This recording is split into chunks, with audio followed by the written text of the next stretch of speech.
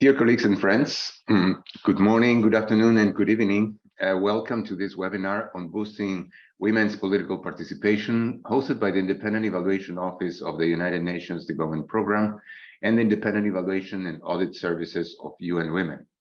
My name is Oscar Garcia, and I am delighted to welcome you today to this webinar. This webinar is part of the reflection series. These are products that draw lessons from past evaluations through rapid evidence assessments. IEO has been experiencing the launch of this webinar series on reflections in order to facilitate knowledge and extract lessons that would be significant for advancing the agenda for sustainable development. Women make up just over half of the world's population.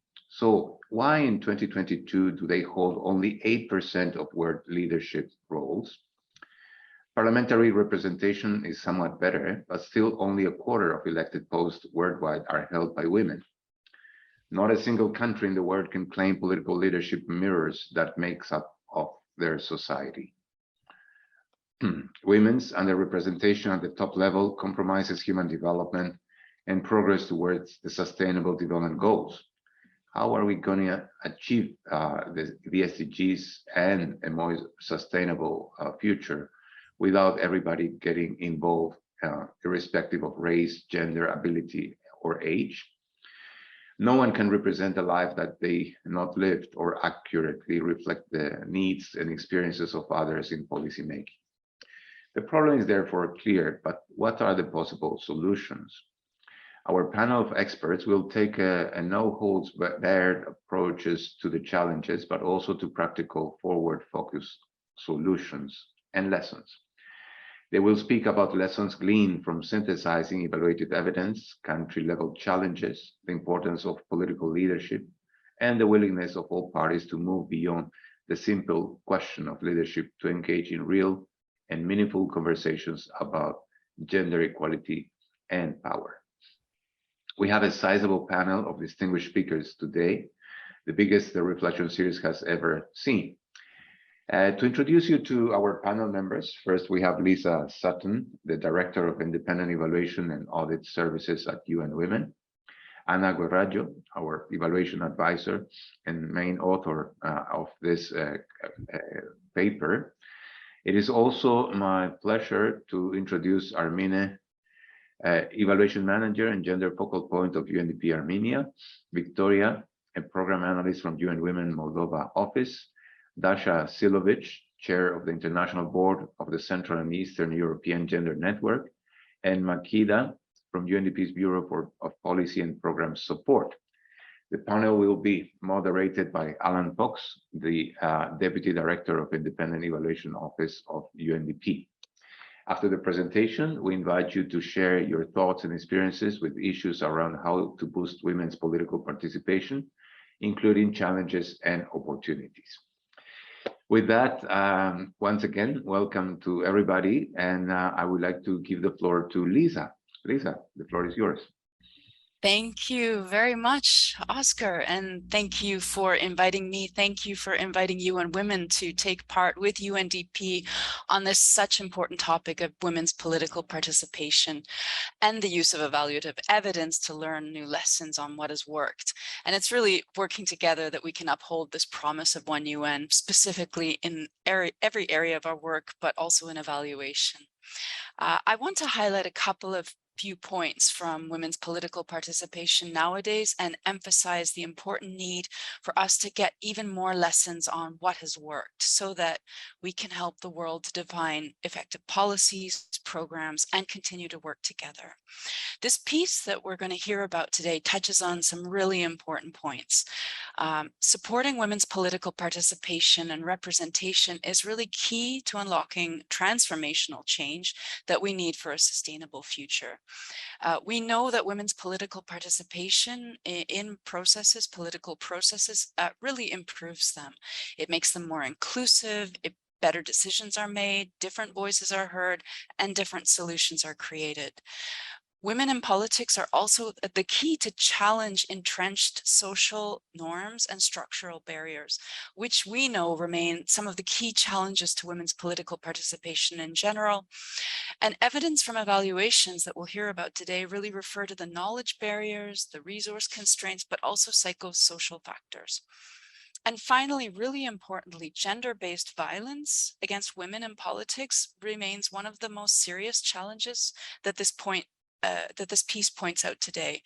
And as we're going to also hear about, communication is really important to address this key challenge of violence against women in politics.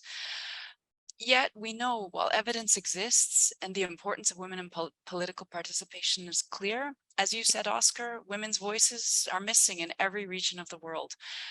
I'll repeat it again, but recent data shows that only 26% of women parliamentarians are women, only 8.6% of heads of state, and 8.3% of heads of government are women.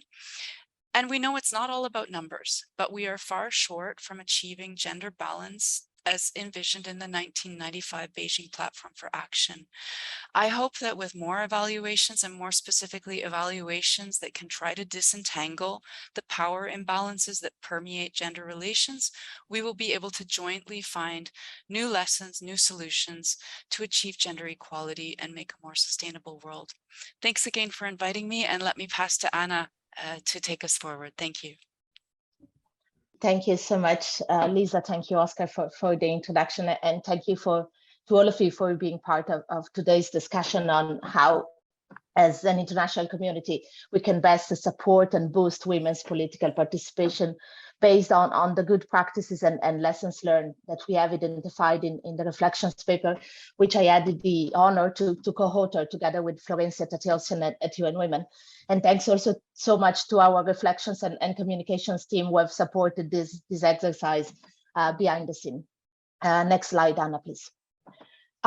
Before we dive into the substance of the presentation, let me say a few words about the series of reflections which the Independent Evaluation Office started when the COVID-19 pandemic erupted, with the idea of providing our organization a more synthetic assemble of lessons learned from evaluations and provide evidence that could improve decision-making and create better development results. We are now at the third season, if you wish, of the series of reflection, and we moved away a little bit from crisis settings to focus on other areas that are important for the UNDP strategic plan. Next slide, please. So what reflections are essentially our rapid evidence assessment, where we take a number of evaluations, whether these are country, thematic, or project level evaluations, and we look at trends of lessons learned in order to formulate some insights that could support UNDP, and in this case also UN Women, decision making and programming in a certain area. For the reflection of women's political participation, we have looked at more than 120 evaluations taken from UNDP, UN Women, and also a few academic studies that could a little bit clarify some of the behavioral concepts behind the success or not of our interventions. Next slide, please. The reflection has 8 lessons learned, which in the interest of time, I will not deal with today, but you could find it in the paper, and we're very happy to discuss in other settings. So today we're going to focus on 3 lessons that we think are the most valuable for this discussion, and are somehow interrelated also to the others. Next slide, please. So the first lesson is about a point that both Oscar and Lisa made, which is why it is still important to talk about numbers in 2022. And it's both about talking about presence of women in politics and leadership. This is really just not about counting women and about having data that can show progress in this area of work. It's because politics is still very much considered as a male arena.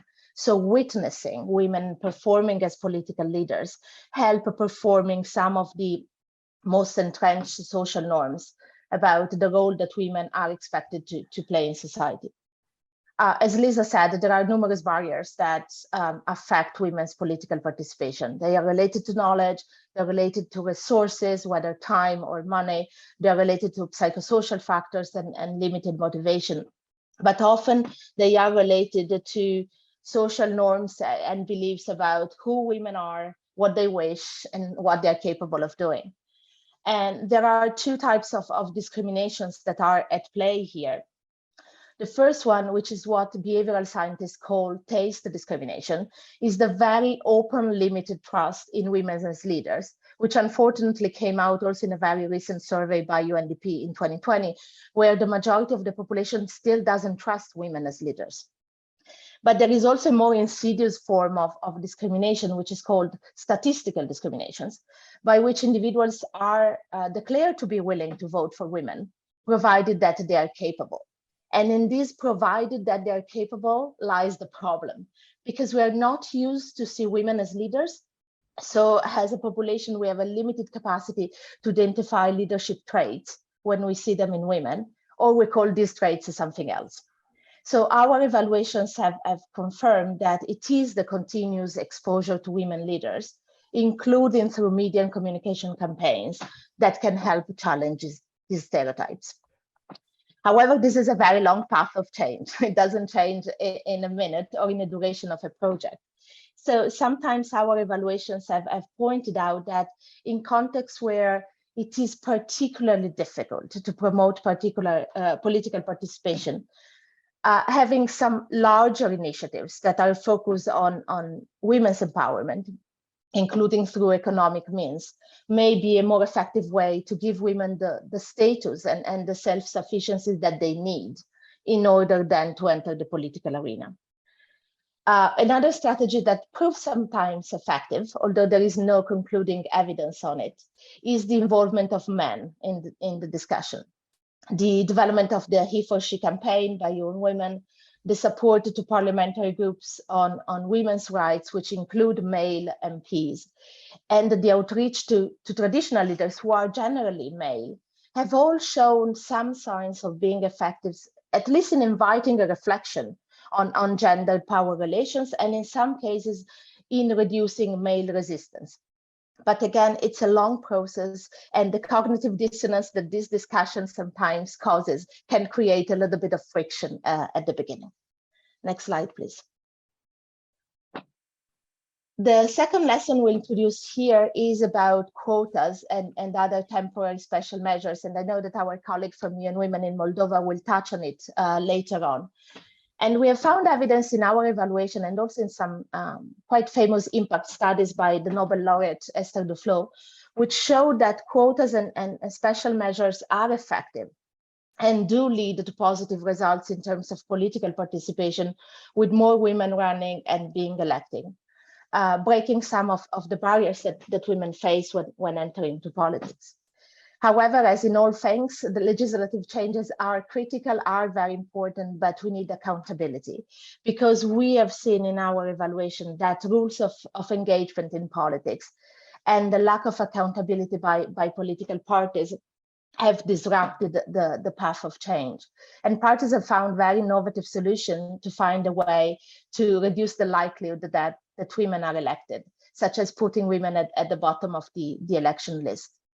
Some of the solutions tried, like the inclusion of fines in case the rules were not respected, did not always work as an effective deterrent, because sometimes parties prefer to pay than having women in the list. So what have seemed to work, at least in one evaluation that we've looked at in Bosnia and Herzegovina, is having a strict law and then having parties deciding the sequence of candidates from less represented sex and not omitting any possible exception, having the election commission involved in case there are violations. This is an area that our evaluation have seen UNDP and UN Women could play a larger role in working with national authorities to provide oversight and sometimes challenging the non-compliance through judicial institutions. Next slide, please. My third and last lesson in the presentation today is about the link between women's participation and the promotion of gender in politics. So our evaluations were clear that supporting the development of women's capacities is really important. But at the same time, it could not be limited to the discrete period before the election. It required more sustained intervention. And it also required that attention is truly paid to make the political processes more inclusive and more gender responsive. And for this to occur, our evaluations recommended to strengthen the focus of the project on institutional processes and on procedures, protecting the space for women to contribute to the discussion, and honoring the legacy of the first African-American woman elected to the US Congress, Shirley Chisholm, who advocated for women to bring a folding chair if they were not given a space at the table. And it's also about making gender inclusive consideration a default aspect of the approval of laws, policies, and budgets. Because having more women involved into politics is also a strategy to promote gender in decision-making, but should not be the only one. And this is where the involvement of all politicians is important, no matter whether they are male, female, or non-binary individuals. And I know that Ms. Šilović may come back to this point in the presentation later. So without further ado, let me conclude here and give the floor to our next presenter, Armine. Thank you.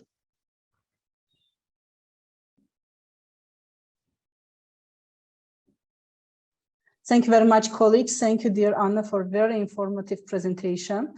My selection of lessons learned are also picked up on social norms, structural barriers, because this root cause is in the middle of the all hard work around. And I want to thank for the opportunity to present Armenia's experience. Next slide, please. So this slide is not to scare you, and of course not to walk you through the organigram of our gender program, but it's to talk about the complexity which we have, which very much echo with the lessons learned too that Anna and team prepared, that was saying that in some cases and instances when standalone efforts on women in politics is not sufficient and enough, then maybe women economic empowerment is an option to go. So this is very much validated at our level from all our work. And I should say that it's not only validated through our standalone intervention, as we have with UN Women. We have that long project that gave very good result. But I want to emphasize also through our work through the UNDP portfolios that, for example, do socioeconomic development. And here I'm talking and emphasizing the factor of mainstreaming, which is, in my view, still to some extent underestimated or underused, to the level that it could be applied broader through all our work. So I want to emphasize that. And to go further to this global lessons learned, which talks about this interlinkage of women in politics and women economic empowerment, I want to emphasize that our lessons learned is that actually it is not just these two, but other entries are very important. For example, public administration, grant schemes, and linkages with our project. For example, on my slide on this left, you can see our work with parliament, with elections, even climate change and human security. So all that matters, and more it's integrated, more eventually it brings us to a result. My second point on this very complicated slide is the time. And I want to here emphasize a sentence which I have heard, read in this lessons learned, is that maybe it's not the task and it's risk putting this under one project to expect this change at social norms and underlying issues. So as you can see, my point here is this is the work of very dedicated team through the program cycles, at least 3, if not from day 1. And I want to make it very, very important that we have people in place, this consistency consistency and persistence of work, it eventually brings us to bigger results than just results within the framework of a single project.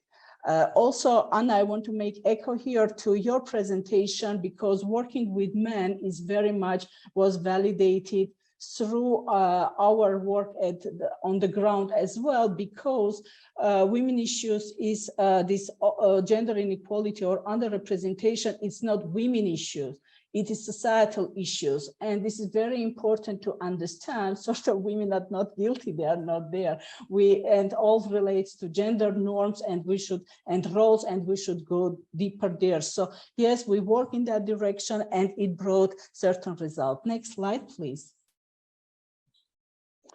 So this is the conclusion of the points which I just talked through, and it sounds as follows. The transformational change in terms of shifting gender roles is a long-term task that requires a multifaceted approach, which I have just shown on the slide, the work at different levels, and work with both women and men. Often it is not a task of a single project, as it tackles underlying structural issues. So this one comes in line with global lessons learned, not only the second one, but also the third, which tackles social role.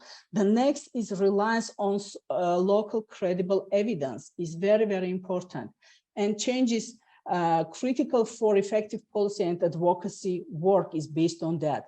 So when we have new capacitated women and youth, I want to emphasize this because many of our projects go in line with youth. So with women and youth, with knowledge of leadership, of economic development, other skills, eventually we have agents in place, agent of change, and then through them we could take our work further. This is very important, which gives us a cascade effect or a snowball effect. And that's related to global lessons learned #1 and #5. And eventually, I want to emphasize that the strengthening the role of women has political, economic, and social dimensions. And it is very important to understand that only by this combination of work, so it is not just thematic work in women and politics and that all, but all the combination of these three, it brings us to effective empowerment. Let me stop here for the sake of time and pass the floor to Victoria Ignat from UN Women in Moldova to listen about Moldova's experience. Thank you very much. Over. Thank you, Armine. Dear colleagues, I'm very happy to be with you here today to share Moldova's experience and lessons learned in women's political participation. Next slide. In 2021, Moldova has become one of the only 2 countries in the world with women head of state and head of government. Moldova has also a 40% gender quota for parliamentary and local elections adopted in 2016, but strengthened with placement provisions in 2019. Moldova used to have a 40% gender quota for government, but it was removed in 2017. So important to safeguard the quotas and continue our work jointly also with civil society. In 2021, a record number of 40 women entered the parliament in Moldova, placing our country ahead of the global average of 26% women in parliament. There are also 35% women in local government in Moldova since 2019 when the quota was applied. So how did we get here? Next slide. Some of the lessons that we are happy to share from Moldova, and I'm just delighted to see that indeed the lessons are similar amongst the countries present, but also with the global evaluation study. So again, lesson #1, to achieve truly transformational progress when women's meaningful and inclusive participation in politics does require integrated and long-term interventions, addressing those root causes of gender inequalities, but also intersectionality. So how we did it in Moldova and to get here by expanding and having really broad partnerships, first of all, between UN agencies. So for example, our joint UN Women, UNDP Women in Politics program was truly catalytic for the introduction of temporary special measures, alongside the partnerships with CSOs and women human rights defenders. What we believe worked in Moldova, and we're not so happy back then, was actually the gradual introduction of quota. So first we started with a 40% quota in 2016 with no placement provisions. Again, we are not happy. But then we reached to 2019, where we were able together, and thanks to the broad partnerships and advocacy with civil society, to introduce placement provisions, which are truly transformational to reaching the quota's full potential. What also worked for us is that when introducing the quota, we also paired it with other gender equality legislations, packaged it, right? Paternity leave, for 14 days, but also combating sexist advertising. So both sanctions are needed indeed to safeguard the quotas. In Moldova, parties are denied registration for elections if 40% quota is not observed. So we knew that if we did not safeguard the quota in the first place, it will be misused.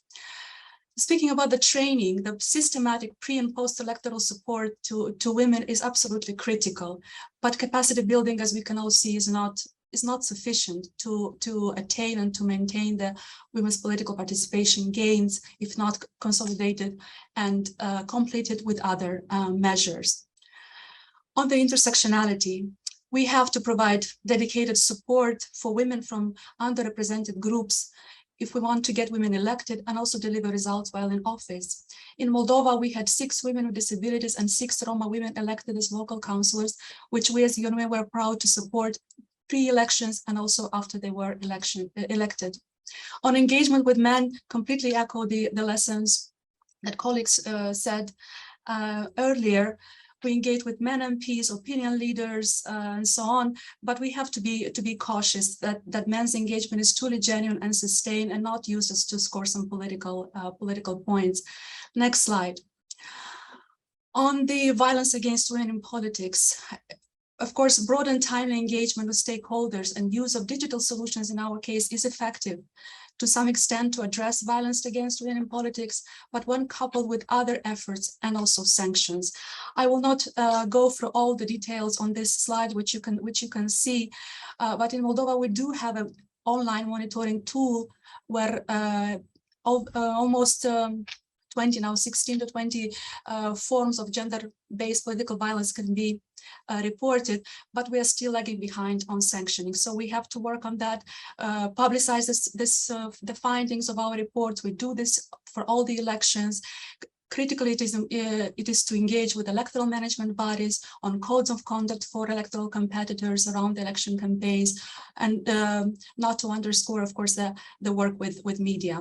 Next and last slide is that to prove that indeed we learned that indeed women's political participation does result in more gender-sensitive laws and resources devoted for policies that benefit women, while also contributing to reducing political divides. I will just give you a couple examples. In 2021, Moldova ratified the Istanbul Convention, but we signed it back in 2017. So only when 40 women entered in parliament in 2021, this happened. Is it a coincidence? I'll let you decide if, but we don't think so. So some milestone legislation adopted only in 2022 alone: equal pay and pay transparency legislation, alternative child care solution, laws and policies on combating workplace sexual harassment. And kind of an aggregated lesson is that establishment of cross-party women's political parliamentary caucuses did foster a common agenda and continues to foster a common agenda around women and girls' rights, and contributes to reduce political tensions. And unfortunately, due to the war in Ukraine, of Russia's aggression against Ukraine, we have a massive inflow of refugees. And we did see that having women at the top level positions in the law enforcement, in defense, did contribute to having a gender-sensitive response to the refugee crisis, where women and children make more than 60% of the refugees fleeing the war. In closing, despite of all these achievements, we are a long way from true equality and gender parity in decision-making in Moldova and around the world. We'll continue to persevere and expand our partnerships and efforts. I'll close here, happy to connect in the session on questions and answers, and I'm passing now the mic to Daša, Šilović, Chair of the International board and CE Gender Network. Thank you.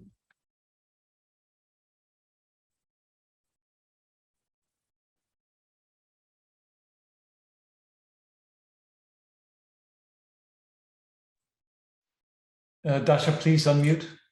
Yeah, I'm looking.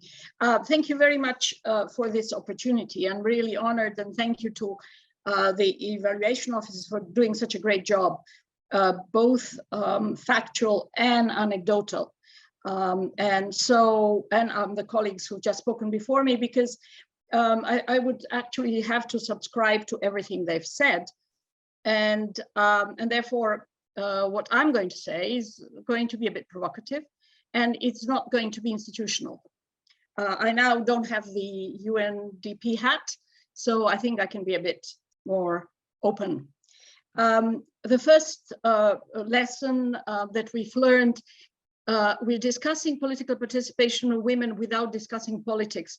And I know the constraints that the UN system has, but it's about politics, dear.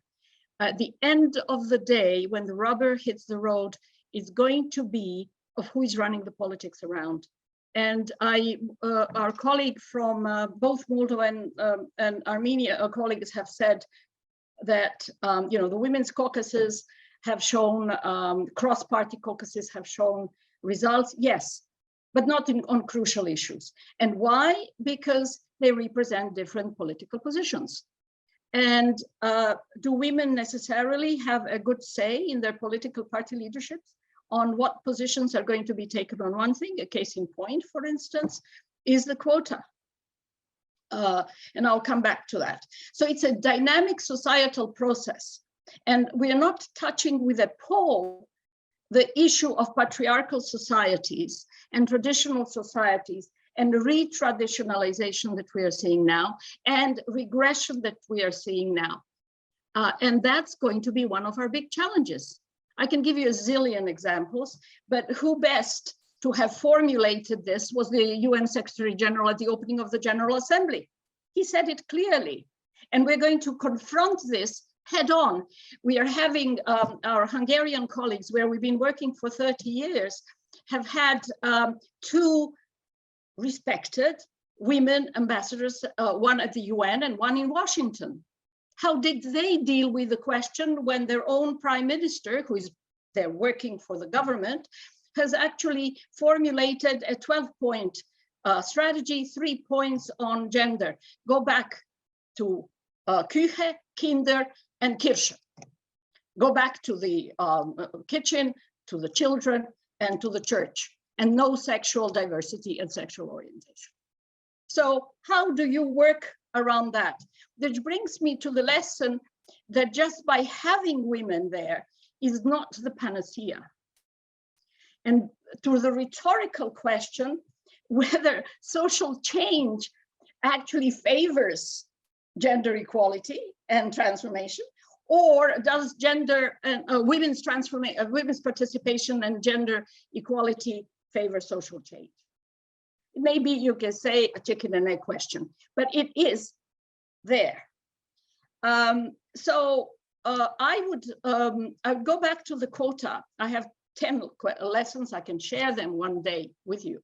But if you go back to the quota, we started working on the quota in 1990, when, for instance, in Croatia, only 5% of women entered parliament after independence and the change of system.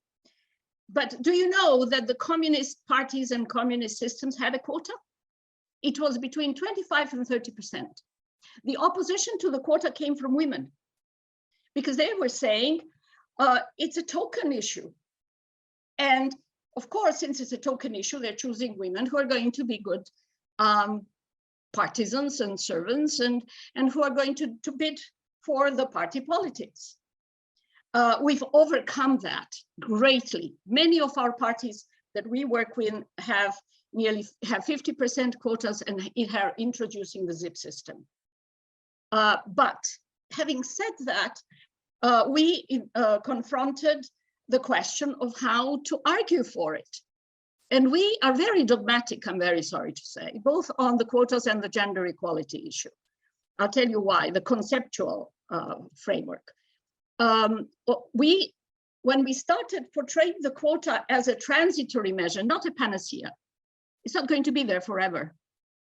Then little by little, we started understanding what we should do and how we should do it and how we should change the method of the election process and women on the ballots. That's the one thing. When we started opening up the question, the conceptual framework of the social contract of gender equality, we got into problems.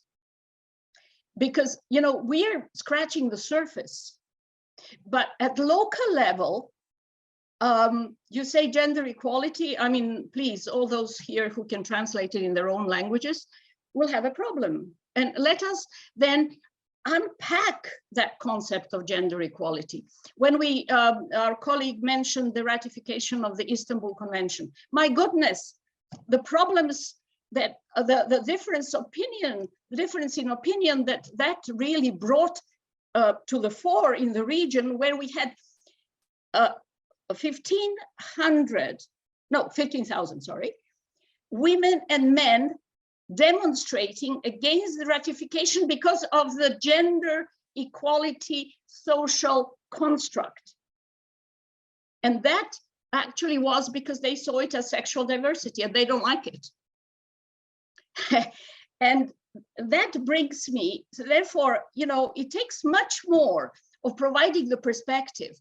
We are also confusing a bit the political participation with institutional participation. If you look at institutions, yes, they are very much governed by the politics of the governing political structures or the parliament, legal systems and so on. But you must understand also that once a party comes into power, they also change the ministries and so on and so forth. We have a party in government in Croatia that has, I think, out of 22 ministers, only 5 women. And yet the ZIP and the quota system and so on are all in place. And they are not opening up the issue of women's sexual rights and reproductive rights, because they know that it's going to actually hurt them, because the public has a different position. So it's all about politics and institutions. And this is, I'm going back to Prime Minister Orban. He clearly says, the way we're going to enforce my 12 points is going to through changing institutions. At the end of the day, we see it in the United States. Women are not a homogeneous group, therefore, and women have different positions on gender equality. Our colleague, I think from Moldova, has said that you know, men join the club when they see there's a political gain. I'm very sorry to say and inform you that we had a president of a country who was a woman. 3 years ago, she lost elections for 4 years. She came to the gender equality agenda at the UN when she saw it's in her political interest.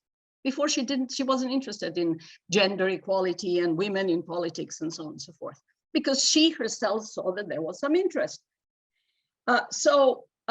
You know, it's not a straightforward thing. You have a very traditional, very conservative women's lobbies and women's constituencies and electorate. So it's not only about men not wanting women to be there, it's also a barrier for the fact that we haven't had this broader education.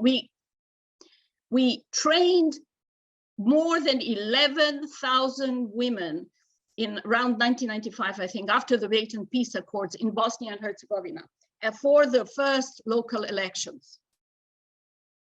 Well, what happened since? What is it now? 25 years. It's a whole generation that's passed.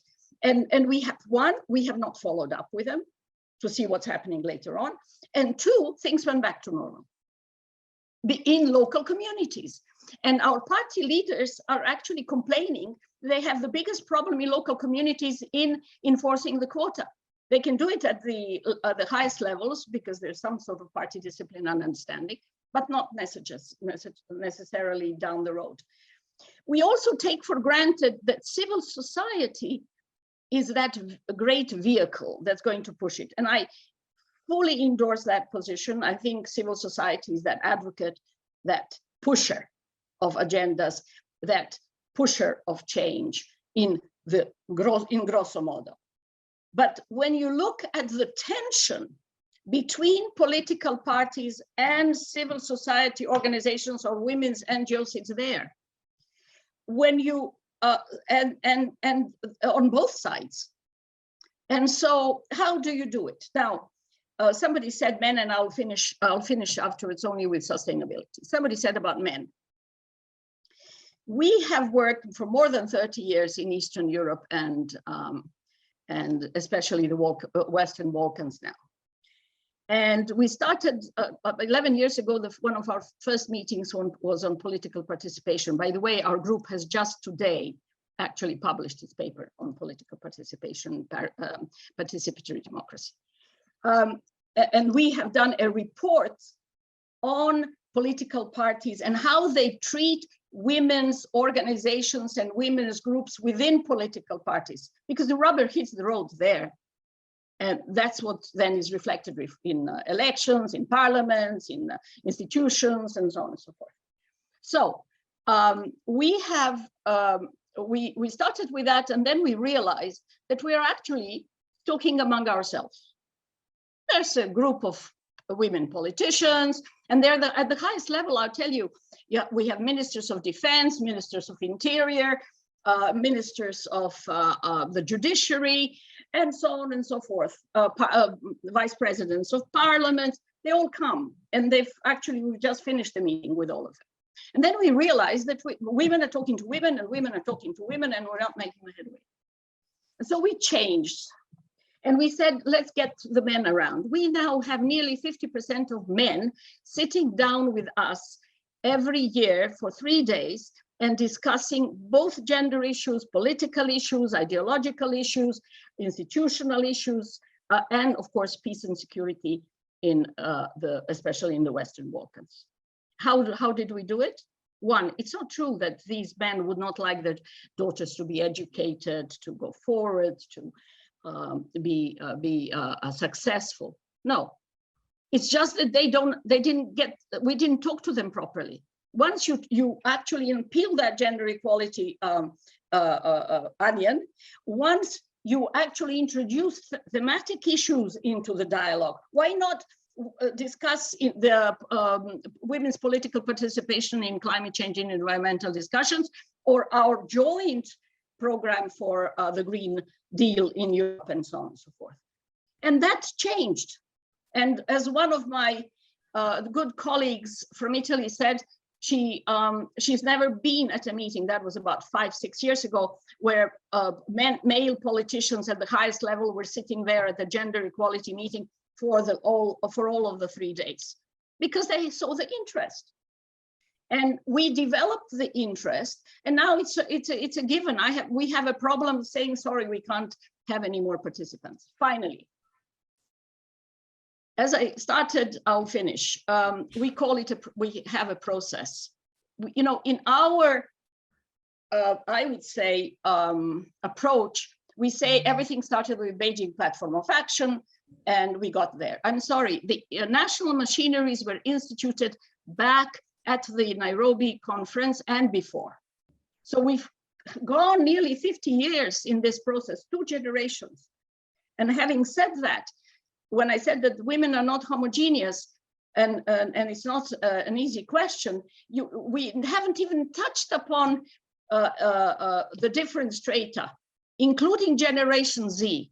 Our colleagues said there's a trust of women in politics. There's a lack of trust in politics and politicians, and it's all dirty and corrupt. Full stop. That's what young Generation Z is saying to us. There are a couple of reports on this whole thing, and polls and so on and so forth. The middle generation, the millennials, are old today. They're already established. But the Generation Z, and now we're talking Y and what have you, is the generation that will have to carry this. And they say, no, we don't like your politics. And therefore, we don't want to be part of that politics, and we're not entering politics. Finally, on the sustainability, it's much of a, I would say, you know, we all talk capacity development and so on. You know, in mentoring, what we have seen, all these trainings actually, you know, fall to naught unless you're able to follow, and unless you do mentoring on a peer and partner, which we call. UNDP did this on South-South cooperation, peer and partner. And what is it? You have role models, you have someone to hold your hand. It's not about just being able to speak loud and you know how to dress in front of the TV. Of course, the media does its share, but it's about financing. When we scratched that issue, we saw that one, political parties are not investing in the implementation of the quota. And yes, you're right, they're often ready to pay fines if they are not. And it's easier for them to pay the fine. At the end of the day, it goes back into the government budget because they are funded through the government budgets. That's the first thing. The second thing is donor funding, and I think somebody said projectized and so on, is an issue. Sweden had announced this summer, I don't know whether you got the information, the letter, but we got, that it will be cutting their development assistance because they are joining NATO from 10 to 40%. Now, since things have quietened down and there will be all sorts of negotiations and so on and so forth. And when I looked at the Moldova example, I was, which is very, very correct, but we are constantly holding the hand of the governments and funding these by project to project basis. What happens when the funding is off? Are the governments going to pick up the tab? Did we work enough, or are they actually? Did they get the buy-in of what we are preaching? So, I'm sorry for taking your time, and I'm sorry for being the devil's advocate. And do please take everything with a grain of salt. But we have seen so many papers on political participation, and so much of it is correct, but it is déjà vu. And we do not live in a world which is déjà vu. We live in a different world, and that different world, as the Secretary General has said, is actually going to put a lot of that on our table. Good luck to all the country colleagues and all the wonderful work you're doing. Keep on going, and let's hope for the best. Thank you. So Daša, thank you very much for the straight talk and discussion on these important issues. That was much appreciated. And of course, for the rest of the panelists, really appreciate the rapid run through of what is a very important reflection paper that we have, that UNDP has put together with UN Women. I just want to moderate in the time remaining a few questions and opportunities from the participants who were listening in. Thank you for those questions that have come up in the chat. There was an issue that was just now raised by Daša, and I think it reflects on one of the questions that Alexandra, or mentioned that Alexandra made in the chat, and that was in terms of the issues of what the intersectionality issues and the concerns from young women. I wanted to pass it quickly to Makeda, because I know there's been some mapping that's been done from UNDP, and we very much appreciate her just to take a couple of minutes to talk about some of the issues that were observed. Makeda, can I pass it to you? Thanks. Thank you. Hello, everyone. Thank you, Alan, for giving me the floor. Women's political participation is an extremely important issue in UNDP's governance, programming, and policy support. The lessons and reflections discussed today come at a right time as UNDP is trying to better understand on the intervention on women's political participation and better assist, such projects at global, regional, and country level. For decades, UNDP has been a global leader in promoting women's political participation and leadership, reforming laws and constitution, strengthening public sector capabilities, providing opportunities, the electoral assistance, and parliamentary development work. I am excited to share that we are currently mapping projects with a significant women political participation component. We have more than 60 plus ongoing projects, and we'll be sharing this more broadly in October with key findings on where we are active and which areas we could be doing more. The mapping is focused on 6 themes. These are women's in election, women in parliament, women's organization, civil society, women in public administration, women in the media, women in peace building and peace processes. We have also cross-cutting priority areas. These are like violence against women in politics and public life, including online violence, temporary special measures, and projects that include a strategic focus on engaging men as agents of change. And we do hope the mapping will complement the important findings and lessons that are discussed and shared here today. If anyone would like to have more information on this or share on this, please do get in touch with me. I'll leave my email on the chat. Thank you so much. Makeda, thank you very much. I appreciate those observations and the work that's being done. Maria Fernandez, you had asked a question in terms of whether the panelists could comment on strategies to combat the backlash and hate speech that's been installed in political institutions, and how to get not only more women in political decision-making positions, but women and men with an awareness of gender inequality and the determination to transform them. Excellent question, and I'm open to the panel members to make any response to her question in terms of strategies for combating backlash and hate speech. Floor is open for the panelists.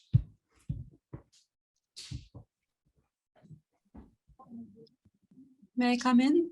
Please, Victoria. Yeah. Thank you. Since I also touched about this and briefly in my presentation, just 2 days ago, we're sitting in a conference, and an elected woman, local councillor, actually a mayor, she's coming and she's accusing being harassed by men councillors, and she wants to resign. She's having health issues and just to renounce politics, you know, she's like, I want to give up. She even filed her resignation, but the council did not accept it. So we see it every day. We see it at the local level. We see it in the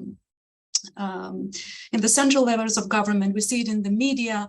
So it is very, very important to have this discussion in the society and to bring the topic of gender-based political and electoral violence in the open. To have all the actors engaged, talk with the civil society, bring media, because who are perpetrating these messages? It's also the society, it's also the other political actors, it's also sometimes different movements. And so it's good to have these discussions in place and to show findings and to show data and to show testimonials. Second is we need to have a clear path on how this can be reported and sanctioned. Sanctions are really, really crucial. For example, in Moldova, of all the 257 cases of electoral violence that only we recorded, monitored as UN Women, only 3 reached a level of complaints into the courts, and still they were not conclusive in sanctions because there are some gaps in the legislation. So work on strengthening the legal framework, sanctioning framework. And here is where I see also the women's political parliamentary caucuses, women's local political clubs joining the movement, and to have these critical pieces of legislation passed and operationalized and so on. Work with, like I said, electoral management bodies, because we do see that the hate speech is intensifying around the elections and past the elections. So the role of the election management bodies is important. Work with media on gender sensitive and proper portrayal of women in media. We see in all the countries of the world, no one is spared of the nasty remarks of how a woman is dressed, how is she speaking, and not the points that she's making. And there's not enough supporters. There's a lot we still have to do. First, start with bringing this topic out in the open and broaden our partnerships to condemn because political violence, electoral violence, is a form of violence that does prevent women to get elected and to remain in office. And when women are not at the table, the quality of policies, as we know, is suffering. It's not inclusive, and the voices of women are not there. And as we said, important to have women of different backgrounds, young women, women of ethnic minorities, of other groups. So a true deterrent and something that has to be the core of our work. Thank you so much, Jens. Happy to share more what we did in Moldova, so please feel free to reach bilaterally to us as well. Thank you. Thank you, Victoria. Great response. Vanessa Vidal had provided a question that I think also picked up on an issue that Guerraggio mentioned in the piece itself, and that was asking if there have been best practices that can be identified in terms of motivating men's participation in gender equality initiatives. And I would open to the panel, or perhaps also for Anna to relate some of what the findings of the paper were, but also some of your observations in terms of how to make that motivation. Very important question for us. Thanks. Armine, please. Thank you very much. For the sake of time, I will be short, and I want to share experience of my country office, Armenia country office, regarding the previous question and also this one. So our experience is a bit different because we focused on local level, and sort of we applied different approach, non-conventional approach, if I may say. Why? Earlier in my presentations through the slide, I explained that it is not just through one project, but through several projects. So when you, through one way, do, for example, women and youth innovative projects with co-design at local level, men and women and men, and our focus also young women and young men, when they talk about not I'm sorry, take my words right, not some abstract issue or issues far from there, but about their own community, and they know each other, they know what they are talking about and know the change. So it was followed up with self-driven projects, grant projects that were given to these youth, and it was mandatory part of the project. So what I'm trying to say that message number one, at local level in one community, when people know each other, it is sort of different game a little bit, and they are also trusted. When youth is trusted, women use or men use to do some particular project which everyone can see, and it was one of my lessons learned that you should base in all credible local evidence. So then it becomes a visiting card for them to do more, to go further. And guess what? We promoted them for further talk with the governors at national level about their community and overall community issues. So this co-design methodology different. We, for example, did Integrity Island with women municipalities in 4 places. Sort of, it's not just 1 or 2 interventions, but different various interventions through the different doors. It brings some change, especially at local level. So let me stop here and listen to others, but yeah, definitely type of and strategy of work is completely different when work is at national level or in local level. Thank you very much. Over. Thank you, Armine, very much. Anna? Yeah, thank you so much, Alan, for the floor. So I guess that we didn't find a lot in evaluations about the reasons why, you know, some interventions with men worked and others didn't, beyond, you know, the time factor. You know, we need more time to work with women, but I think that with women and men. But I think there are 2 points that I would like to make here. One is a little bit echoing what Armine just said, which is about the importance of picking your messengers. This is a key element, working through leaders that can, you know, filter or, you know, help you spreading the messages. So that's one of the strategies that seem to be more effective. The second one, however, is a little bit counterintuitive, but it works to the point that Daša made before, which is maybe we should not tackle gender as the issue, but we should work on other issues and involve women and men in those discussions.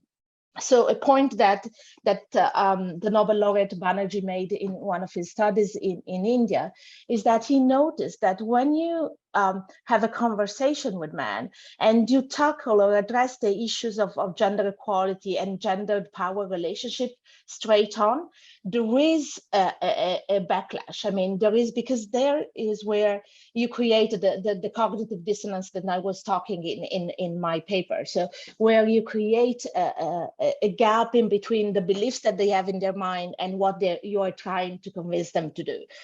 So what Banerjee said in his paper is that by having more women into concrete discussion, substantive discussion, that helps, because the focus is no longer on gender, but is on the discussion that they care more about. But at the same time, you have engaged them in a discussion with women without them thinking first about that.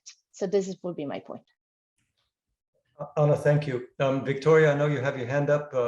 I can call on you, and if I can beg the indulgence of the persons listening in, if we can take just a couple minutes to complete, I'll call on Victoria and then ask Oscar to wrap us up and close the meeting. Victoria, please. Alan, just on a couple of points on engaging with men. Colleagues have mentioned different perspectives and different experiences, and so did we in Moldova. I think we need to have broad discussions about challenging the toxic masculinities, to talk about positive masculinities, to have role models of men genuinely supporting examples and hosting these discussions. A lot of this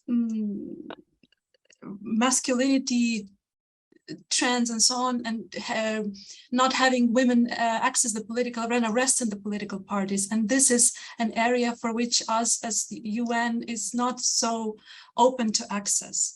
There are other actors which have more accessibility into the heart of the political parties, like what happens in the discussions there. So also on youth and women, just to say that in Moldova, political parties do get public funding on the number of women and youth they get elected in national and local elections. But what happens to those funds? There's not so much transparency. So also touching about political party transparency, that those funds could be dedicated and should be dedicated to having those discussions and debates within the political parties. So to talk about gender equality, to talk about feminism, and to demystify and to take the scare out of this words. So again, we cannot go without the civil society partners who have to request accountability from political parties. What happens to this funding for women's wing and political wings? Are they actually going there to boost the political participation of women and of youth? So I will just stop here. Indeed, thank you for all the great discussion. I've learned a lot from all of you. So thank you. I'm looking forward to other sessions. Thank you, Alan. Thank you, Victoria. Let me then pass it to Oscar to wrap us up on what has been a very important and very interesting discussion this morning. Thank you. Oscar. Thank you very much. And I think, Victoria, you're not the only one who learned a lot from this exchange this hour today. And I want to thank all our distinguished panelists for the great contributions. I think there are important lessons in boosting women's political participation, including economic empowerment, including the engagement with civil society that keeps the balances and checks in order, including the importance of communication and more exposure to address issues of gender-based violence. However, we cannot close this session without really taking the challenge of Daša, saying that we are speaking about women's political empowerment without discussing politics, and how important it is, therefore, to really clarify that women are not a homogeneous group, and we need to identify what is the way in which political parties are treating women. And a word, in her words, rubber hits the road, is important to find these intersections with clear examples and mechanisms for support in stronger women's political participation to address the complex development challenges that we are facing nowadays for this generation and for the next generations. It has been an extremely rich and fruitful discussion. I hope that all of you have enjoyed. This is recorded and will be shared and made available to all of you to continue. And I hope that we were also able to connect the dots among all of you, right, to learn from each other. And with that, I want to once again thank you very much for participating. Lisa, your team has been fantastic. Florencia, Anna, I cannot thank everybody enough for the great effort. We do look forward to working together in the future for stronger women's political participation and better decision making and policies, as we have seen. Many thanks and have a great rest of your day. Great to see you. Bye-bye. Thank you. Thank you very much. Thank you.